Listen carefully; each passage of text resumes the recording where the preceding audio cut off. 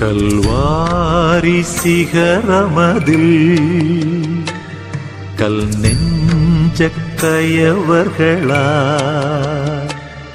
கல்வாரி சிகரமதில்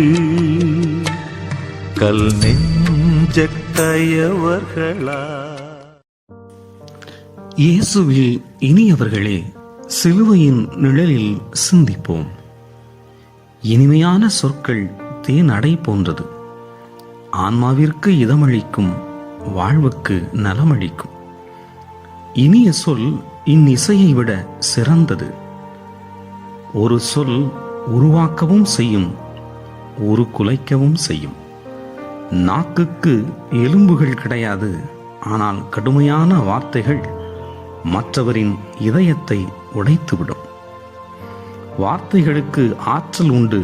அது உயர்ந்த மகிழ்ச்சியையோ அல்லது பெரிய துயரத்தையோ கொண்டு வரும் என்கிறார் சிக்மண்ட் ஃப்ராய்ட். தேவையில்லாத 1000 வார்த்தைகளை விட அமைதியை கொண்டு வரும் ஒரு வார்த்தை மேலானது என்றார் புத்தர்.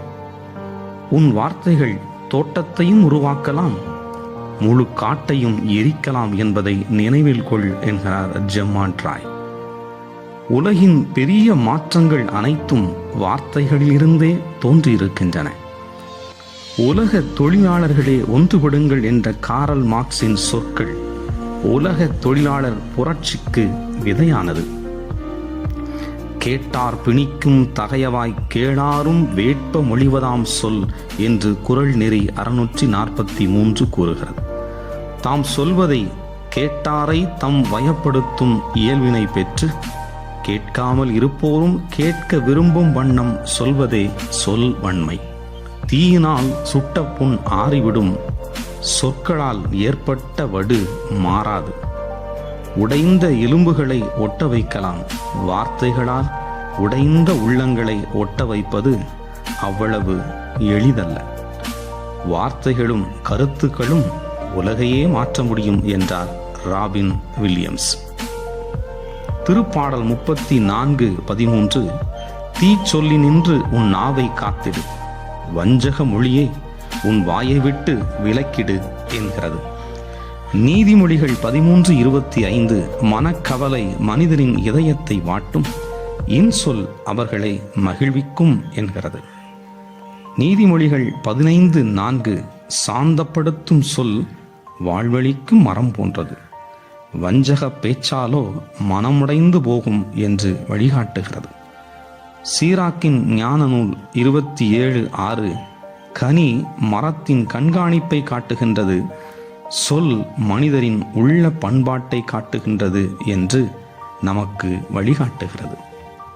நீங்கள் பேசும்போது ஆம் என்றால் ஆம் எனவும் இல்லை என்றால் இல்லை எனவும் சொல்லுங்கள்.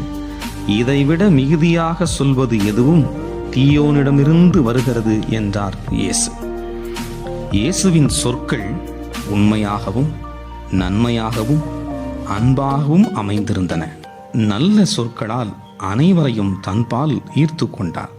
பரிசேயர்கள், சதுசேயர்கள், காவலர்கள் கூட இயேசுவின் வார்த்தைகளை கேட்டு வியந்தனர். நாம் குடும்பத்தில், பணியிடங்களில், பொதுவிடங்களில் பேசுவது பழிச்சொற்களா, பண்பான சொற்களா, இழி சொற்களா, இனிமையான சொற்களா? வார்த்தையான இறைவா, பயன்தராத தீய வெறுப்பூட்டும் பொய்யான சொற்களை நாங்கள் அகற்றி கனியான கனிவான சொற்களை நாளும் பேச அருள் நாரும். ஆமென்.